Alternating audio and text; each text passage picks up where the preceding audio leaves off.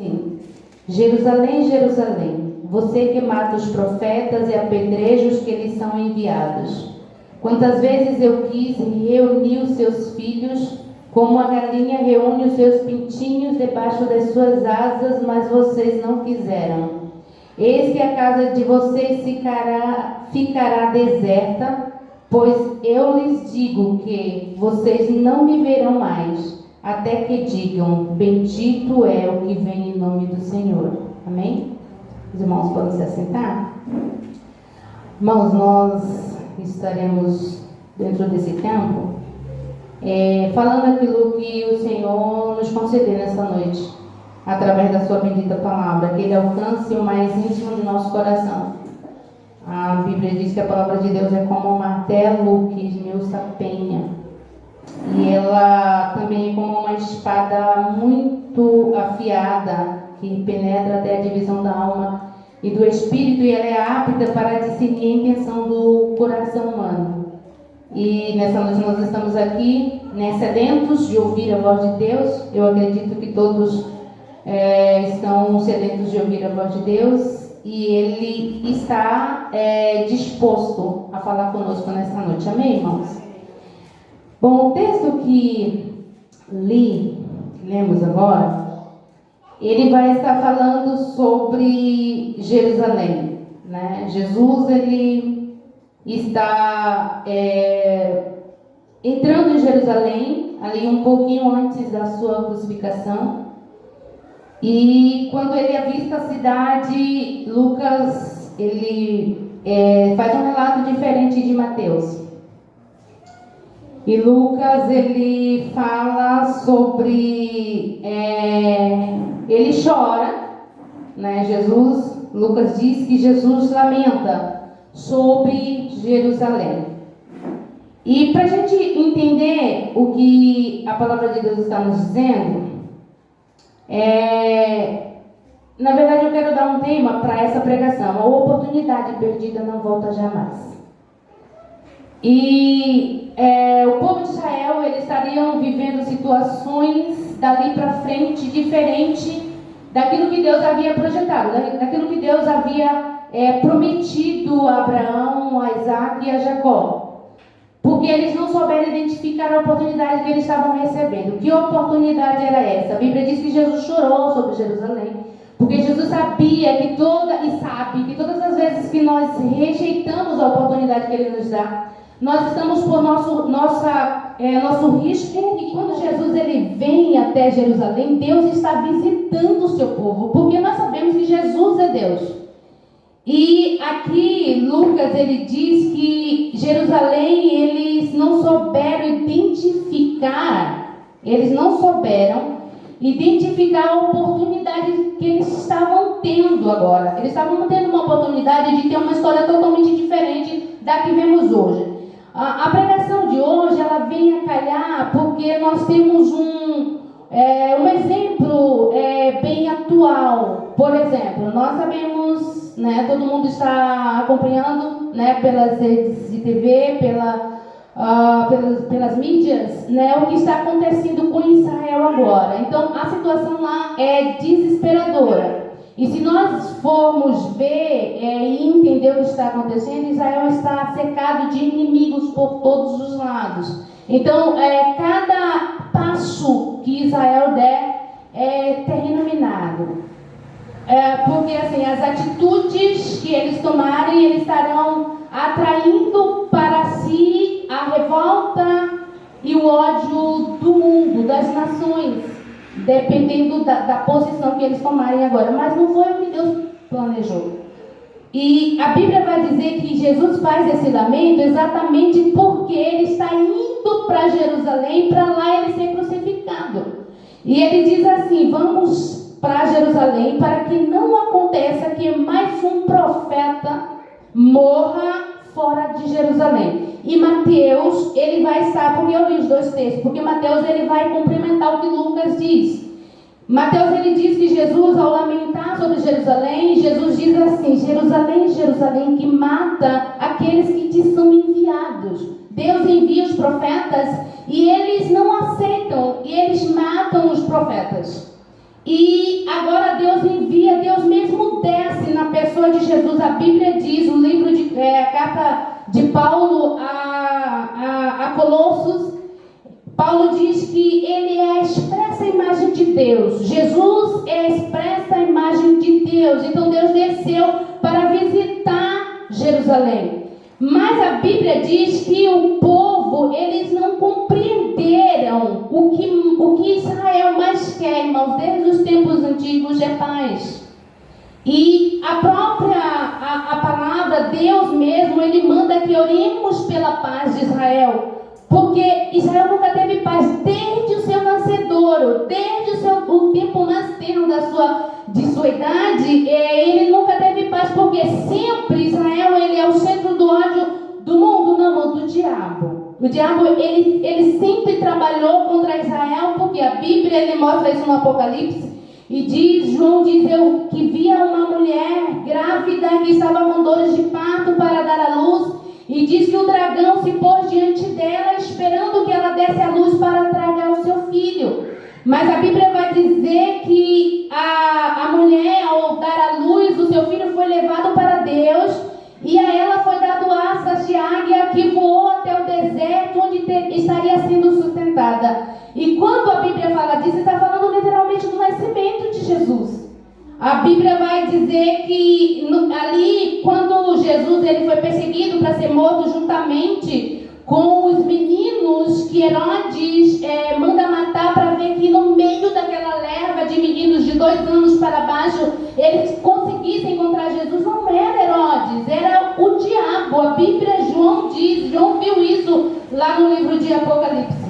E sempre lutou por Israel, é Deus. Quem sempre defendeu Israel foi Deus. E agora Deus, ele envia o seu Filho Jesus para que eles possam ter receber de Deus o príncipe da paz. Jesus, ele é o príncipe da paz. Isaías profetiza dizendo que um filho nos nasceu e o seu nome será maravilhoso, Deus forte, conselheiro e príncipe da paz. E quando o príncipe da paz entra pelos muros de Jerusalém, ele é rejeitado. E Jesus, ao saber disso, quando ele se aproxima e ele sabe que daqui a pouco ele será crucificado e entregue para os romanos para ser crucificado exatamente pelo povo judeu. E o povo judeu, irmãos, ao assumir isso, eles tiveram uma história totalmente mudada. O final da história totalmente mudado. Eles não precisavam passar pelo que estão passando.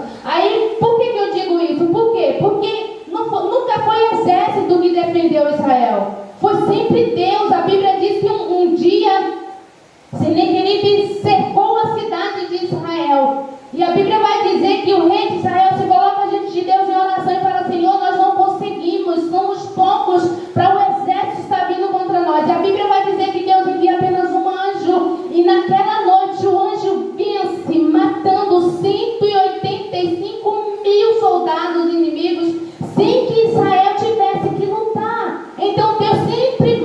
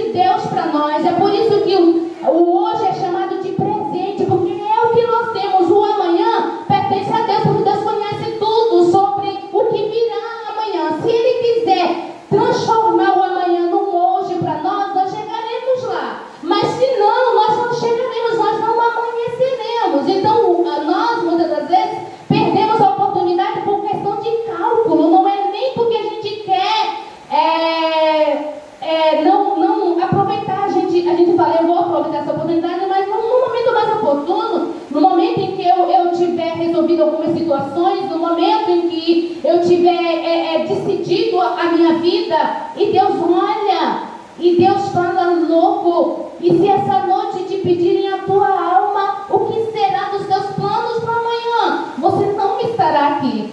E a Bíblia vai dizer que Jesus, ele entra em Jerusalém, ele é levado pelos judeus para ser julgado por Pilatos e Herodes. E a Bíblia diz que Pilatos, ao julgar Jesus, ele conversa com Jesus e ele, ao interrogá-lo, ele descobre que Jesus não cometeu nenhum crime para ser crucificado. E o povo, ele traz Jesus para o povo ver e fala: eu não vejo nenhum crime nesse homem digno de morte. E aí eles dizem, eles não querem nem, é como se eles não estivessem ouvindo o que Herodes estava dizendo. A única coisa que o povo fez num coro só foi: crucifica-o. E a Bíblia vai dizer que Pilatos, por querer agradar os judeus, ele condena Jesus à morte de cruz. E a Bíblia vai dizer que eles pedem uma bacia com água. E ao pegar essa bacia, ele lava as mãos e dizendo: eu sou inocente a respeito do sangue desse justo. Irmãos, aquilo era exatamente o que estava acontecendo no mundo espiritual. Quem teria que crucificar Jesus? Jesus veio para ser crucificado, isso já estava na presença de Deus. Mas quem teria que crucificar Jesus seriam os romanos, porque os judeus, eles não condenavam por morte de cruz. Os judeus, quando eles tinham uma oportunidade ou a autoridade que nesse tempo eles não tinham, porque estavam submissos aos romanos, eles apedrejavam e não crucificavam. Então, quando Pilatos ele lava a mão, ele está dizendo: eu estou livre do sangue desse inocente. E o que é que os judeus gritaram em coro, irmãos? A Bíblia diz que eles disseram: que o seu sangue caia sobre nós e sobre os nossos filhos. Irmãos, que triste cena. Aí hoje nós vemos a situação de Israel oprimido de todos os lados. Nós choramos, não tem como a gente ficar inerte diante dessa situação, mas a gente sabe por que está acontecendo. E isso, irmão, não terminará.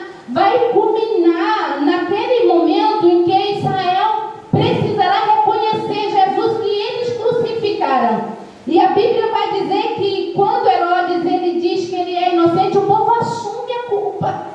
Irmãos, Israel é a menina dos olhos de Deus. Deus, ele tem um compromisso com Israel. Ele sempre teve, sempre terá. Deus não abandonou Israel. E aí, quando Mateus ele fala, ele diz assim, Jesus dizendo, palavra de Jesus. Vamos voltar aqui? Palavra de Jesus. Jesus ele diz assim, ó. Mateus, Jerusalém, Jerusalém, vocês que matam os profetas e apedrejam que lhes são enviados. Quantas vezes eu quis protegê-los debaixo das minhas asas, como a galinha faz com seus pintinhos. Irmãos, não existe uma possibilidade de você arrancar de debaixo das asas os pintinhos de uma galinha sem antes abatê-la. Não tem como, ela enfrenta tudo e qualquer coisa para defender os seus pintinhos. E Deus ele diz que ele quis fazer isso com o povo de Israel, mas eles não quiseram. Como que eles não quiseram? Apedrejando os profetas que Deus enviava e agora crucificando o próprio Deus. Israel que leva Jesus até a cruz. Isso não precisaria acontecer assim. E aí Jesus continua dizendo, mas vocês não quiseram, eis que a casa de vocês vão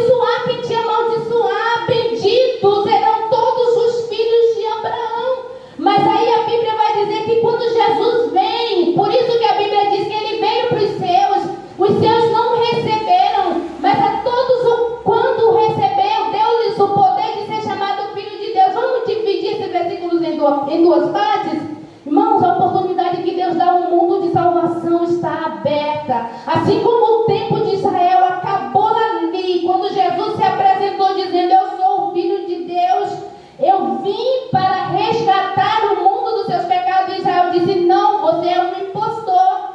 O tempo deles acabou ali. A partir dali, a vida de Israel foi uma destruição completa. Irmão, se não for a mão de Deus, Isaías ele profetiza dizendo que se Deus não houvesse usado de misericórdia com Israel, já teria sido exterminado como sendo Sodoma e Gomorra.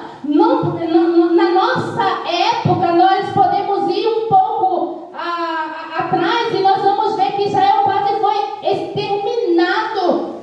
6 milhões de judeus foram sacrificados, literalmente, simplesmente pelo fato de ser um judeu. Mas não era isso que Deus havia projetado, não foi esse o plano. Deus disse a Abraão: em ti serão benditas todas as famílias da terra. Todo mundo que abençoasse Abraão seria bendito, simplesmente por abençoar o filho de Abraão. Mas agora esse nome judeu se transformou em uma maldição para o mundo, em que o mundo olhou e falou: vamos exterminar esse povo da face da terra. Irmãos, e depois disso muitas coisas aconteceram com Israel. E esses últimos tempos, a Bíblia diz que é para a gente olhar para Israel. Por quê? Porque Deus está tratando. Deus abandonou Israel? Não, Deus não abandonou Israel. O que Deus está fazendo é a única forma de Deus trazer a Israel a consciência do que eles fizeram. Eles rejeitaram o príncipe da paz. Como haverá paz em Israel se a Bíblia de Jesus disse: a minha paz vos deixo, a minha paz vos dou. Eu não dou como o mundo a dá. Porque a paz do mundo, ela é passageira, é um tratado que de repente alguém solta uma bomba e acaba com tudo. A paz que Jesus tem para nos dar, para dar para todos aqueles que o receberem, é algo infinito, é algo que está dentro da pessoa, que ninguém consegue tirar. Tudo pode desmontar ao redor. As nações poderiam se reunir todas contra Israel, cercá-la de todos os lados, mas se o príncipe da paz estivesse lá, se eles tivessem recebido Jesus, seria totalmente diferente a história. E aí, por que Jesus chorou? A Bíblia diz, Mateus, ele fala assim, que ao chorar, Jesus ele viu o que aconteceria 70 anos depois da sua partida. Por quê? Porque Israel seria invadida, e de uma tal forma que eles ficariam sem lugar para estar. E isso realmente aconteceu. Israel ele começou a voltar para sua terra em 48, porque não havia um estado de Israel. Foi varrido do mapa. Mas a Bíblia diz que pela misericórdia de Deus, Deus conserva os remanescentes. E em 48 volta todo Israel de uma vez para formar novamente a nação. Então, irmãos, o que nós entendemos aqui? Nós estamos na mesma situação que Israel. Nós, os gentios, nós estamos vivendo na época dos gentios. Que época é essa? A época da graça. O Evangelho está sendo pregado para todos que quiserem ouvir. E Jesus não faz discriminação alguma. Ele diz: vinde a mim todos os que estiverem cansados e oprimidos, e eu vos aliviarei. Jesus, ele tem um interesse de nos dar vida, irmão, mas esse tempo vai acabar também. Assim como findou para Israel a oportunidade, para o mundo que nós estamos vivendo hoje também vai acabar. Às vezes a gente pensa que quando chegar perto do final das coisas, ficará mais fácil ser cristão. Não, eu me engano. Vai ser muito mais difícil tomar uma decisão, porque você vai ter que escolher entre a sua liberdade e entre a sua vida espiritual. Você vai ter que escolher entre você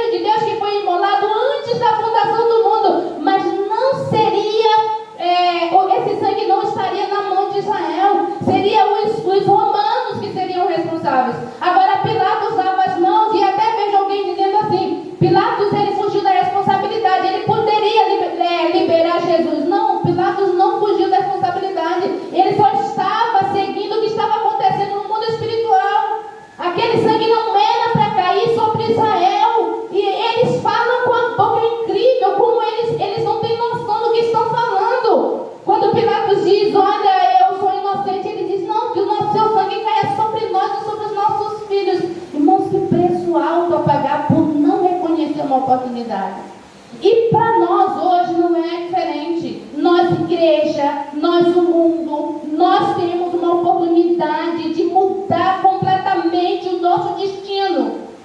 Porque muitas pessoas serão até salvas dentro do período da grande tribulação, mas a custo da própria vida.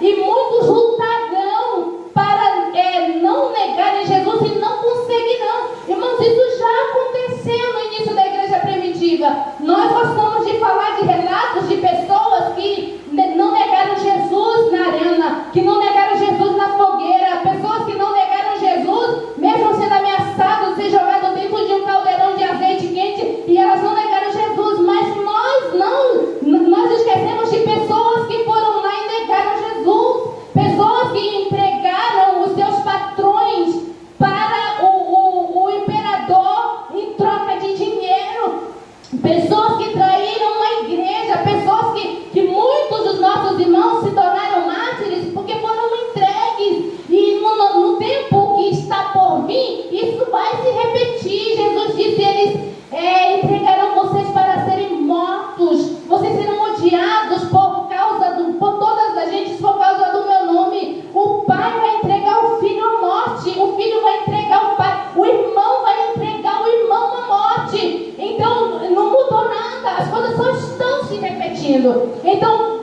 qual é a lição que nós devemos tirar disso? O que é que nós devemos entender com que? Porque assim, irmãos, o nosso Deus, Ele é um Deus justo naquilo que Ele faz. Ele dá oportunidades para os homens, mas o homem é responsável pelas suas escolhas.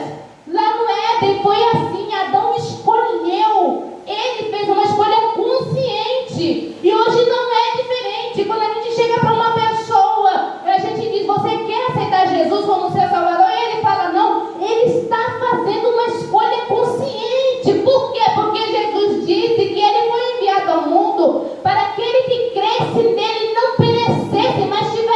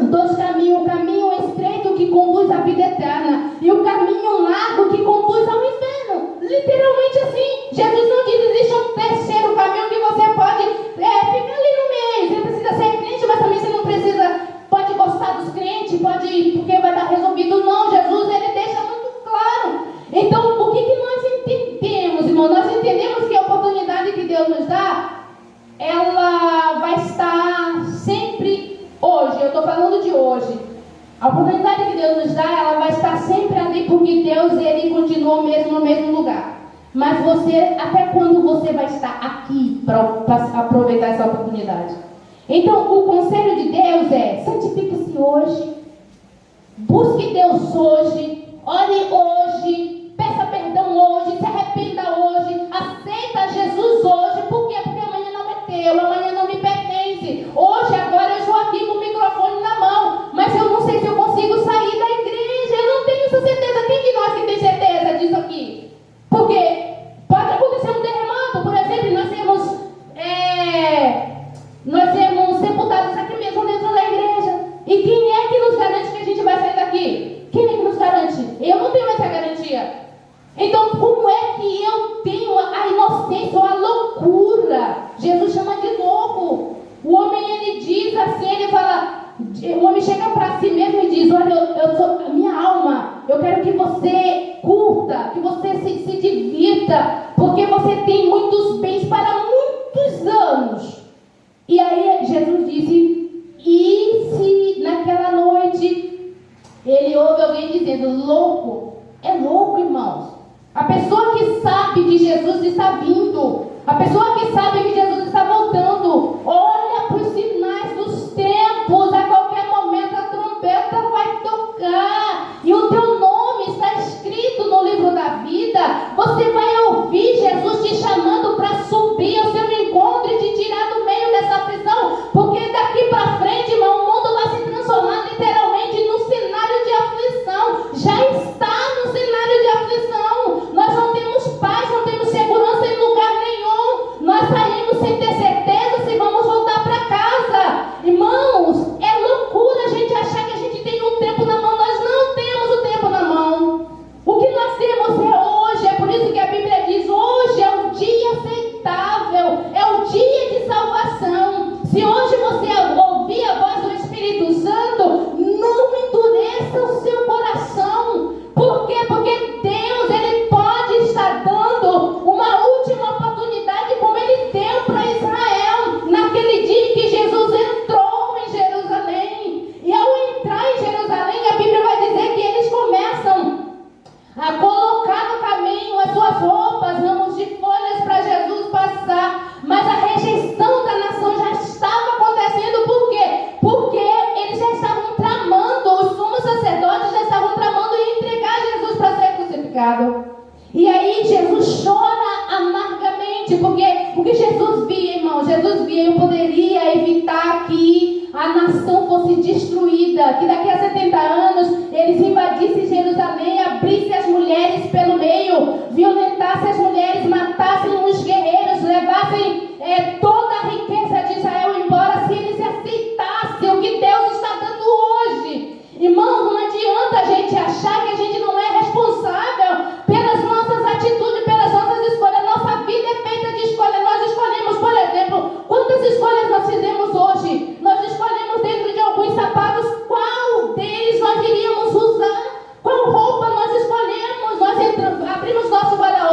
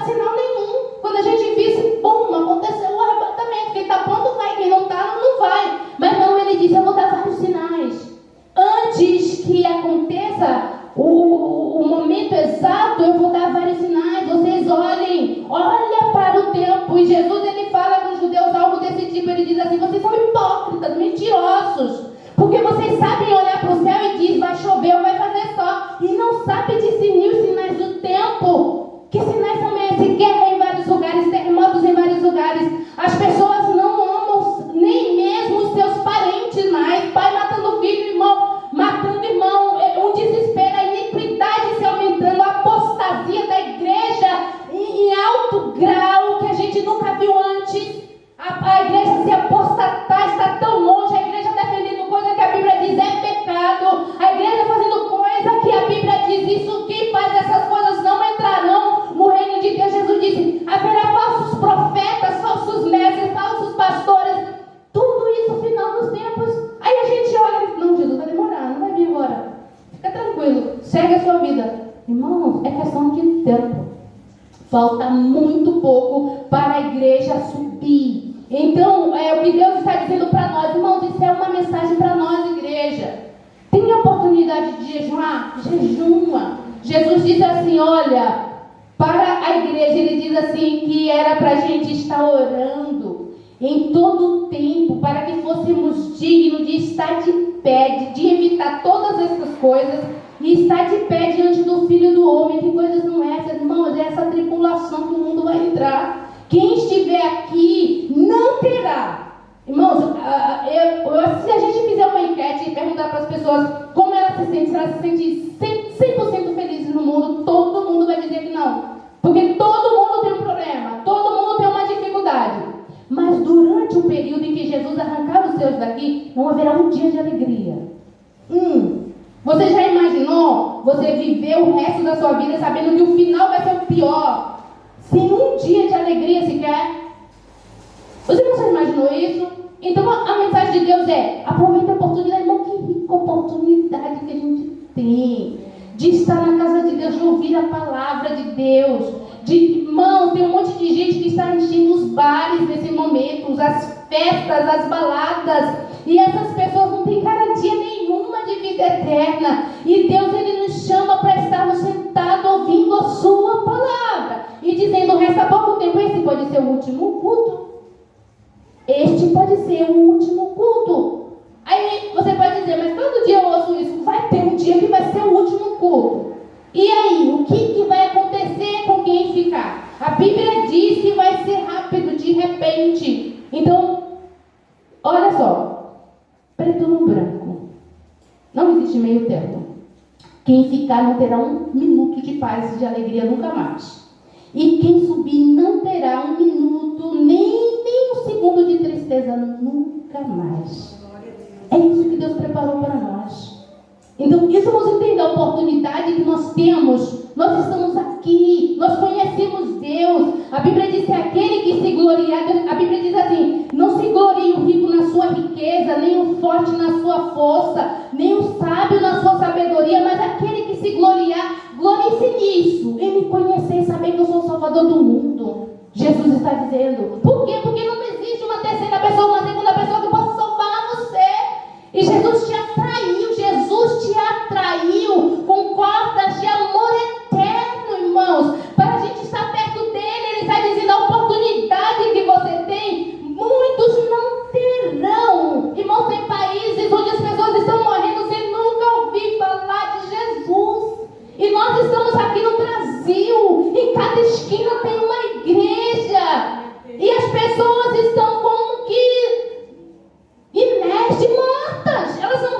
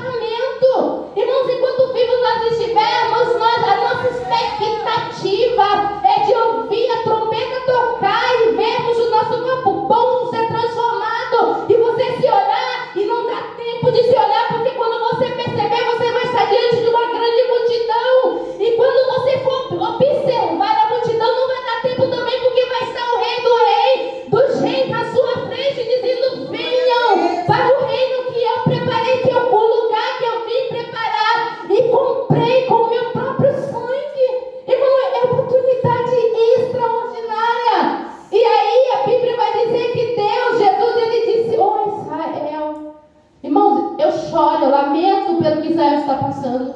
Eu sinto o que Jesus sentiu naquele dia.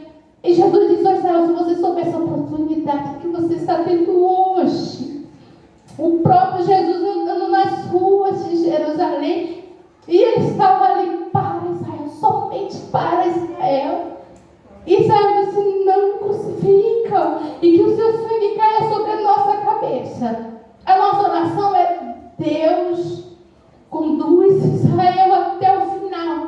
Mas isso não quer dizer que não vai haver morte, que não vai haver dor, que não vai haver sofrimento, porque eles clamaram isso para si mesmo. Quando a gente vê as notícias do que está acontecendo lá com Israel, montou na alma, porque um povo que Deus diz: eu vou guardar debaixo das minhas asas, como a galinha guarda os seus pintinhos, e para que alguém chegue a Israel, precisará passar por mim. Israel disse: não, nós não queremos.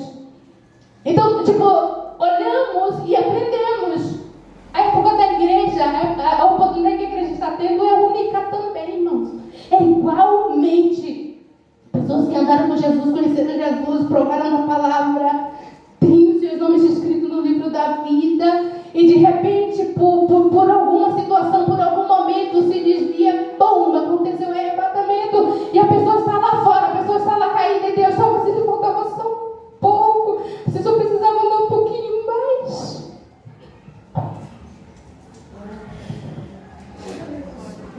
Era um momento decisivo para você. Eu te trouxe, eu te atraí, eu coloquei o meu Espírito Santo em ti. Eu te conduzi no meio da adversidade, no meio da tribulação. Mas você olhou e achou que era difícil demais me servir. E agora? É uma pergunta que Deus nos faz. E agora, Israel? Deus lutará para Israel? Deus lutará, porque Israel não pode ser varrido do mapa. Ele não pode, porque a Bíblia diz que quando Jesus se manifestar, será lá no Monte das Oliveiras para Israel, para salvar Israel. Então ele não será varrido do mapa, mas a que custo? A que custo, irmãos? É a mesma coisa da pessoa que fala: se eu não estiver pronto, Jesus vir, depois no final, na grande tribulação, eu vou vencer e vou lutar. A que custo, irmãos? A custo de morrer de fome porque você tem dinheiro, mas você não pode comprar? A que custo? Se hoje a única coisa que você precisa fazer é negar você mesmo, a sua carne, é dizer não para você, você não está conseguindo, e você acha que você vai conseguir ver seu filho chorando de fome, sabendo que você tem dinheiro no banco e que se só precisa de uma marquinha na testa ou na mão, e isso será assinar a sua perdição eterna. Você acha que você é forte o suficiente? Irmão, se isso fosse fácil, Jesus não prometeria ter nos tirado daqui. Jesus sabia que seria um momento difícil, e ele disse: assim como guardaste a palavra da minha paciência, eu te guardarei da hora da tentação que há de vir para tentar todos os habitantes. Irmãos, não é somente na Argentina, foge para o Brasil. Não é somente no Brasil, foge para o Japão. Todos os que habitam no planeta Terra. E a que custo você acha que isso vale a pena? Se hoje está difícil, o Espírito Santo está dentro de você, dizendo, te ensinando, te mostrando: temos a palavra, temos igrejas abertas. Irmãos, às vezes eu me pego pensando, quando eu começo a pensar no arrebatamento, eu começo pensando no domingo, eu penso muito no domingo. Eu fico imaginando as pessoas que ficarem. Então elas vão entenderem que domingo, 6 horas da tarde, 6h30, 7 horas, as igrejas estão todas abertas. E elas apavoradas, elas vão querer procurar ajuda em algum lugar, e elas baterão nas igrejas e elas vão encontrar pessoas que forem fiéis a Deus, estarão chorando da mesma forma que ela. Ninguém pronto para fazer uma oração, todo mundo se amaldiçoando por não ter sido fiel ao Senhor Jesus. E eu fico imaginando que desespero será esse dia para as pessoas que ficarem. Aí Jesus está dizendo: se vocês soubessem a oportunidade que vocês estão tendo hoje, de se decidir hoje, de servi-lo hoje, de se santificar hoje, vocês não têm noção. Nós não temos noção, irmãos. Nós vivemos, nós somos muito tranquilos para o que estamos vendo acontecendo. Irmãos, eu coloco a situação assim: uma mulher que ela está grávida, ela começa a ter as dores de parto, e ela sabe que o que ela precisa é de um médico. Mas ela está lá, ela fala: eu vou fazer uma viagem, eu estou sentindo dores, mas não tem problema, eu vou fazer uma viagem. É o que o mundo está acontecendo. Uns cuidando do que vai fazer, que vai acontecer, outros pecando, aproveitando. Irmão, tem pessoas que quando eu prego e falo de Jesus, a pessoa fala assim: ah, eu sou novo, vou aproveitar a vida. Como aproveitar a vida? A vida não existe longe de Deus. Ele é a própria vida, irmãos. Viver sem Deus é a mesma coisa de a gente de um peixe viver fora da água em questão de minutos. Ele vai morrer. Então não existe como eu vou ganhar minha vida, eu vou trabalhar muito, irmãos. O dinheiro que você tem hoje, daqui um dia não valerá para nada. Aquele dinheiro que você guarda e você confia nele, daqui um dia ele vai servir para comprar a tua perdição eterna, porque vai ter muitas pessoas que estão presas e o seu dinheiro vai estar preso e ele precisa somente se regularizar com o governo. E como é essa regularização? A marquinha na mão. E aí a pessoa vai lá e tudo bem, vamos, se perdeu eternamente, porque a Bíblia diz que aqueles que forem marcados, eles não terão oportunidade nunca mais de aceitarem Jesus. Então a palavra de Deus nessa noite ela tem duplo significado. Vê Israel, irmãos. Assiste, chega em casa, assiste alguns vídeos. Não sei nem se tem coragem de assistir, mas se não quiser passar a noite toda acordada, assiste alguns vídeos e você vai ver que aquilo só está acontecendo porque eles rejeitaram Jesus. E para nós não vai ser diferente se nós colocarmos a nossa vida no altar e buscarmos a presença de Deus e a santificação. E Jesus ele fala isso quando ele fala através de João lá no Apocalipse: aquele que é santo, está sendo santo, meu irmão. Se santifique mais, busque mais, ore mais, se separe mais. Se você tiver uma incerteza, se você tiver uma dúvida de que isso é pecado ou não, pelo sim ou pelo não, abandona. Deixa para lá, não vale a pena, não vale a pena correr o risco. Se alinha, porque o noivo está vindo. Amém?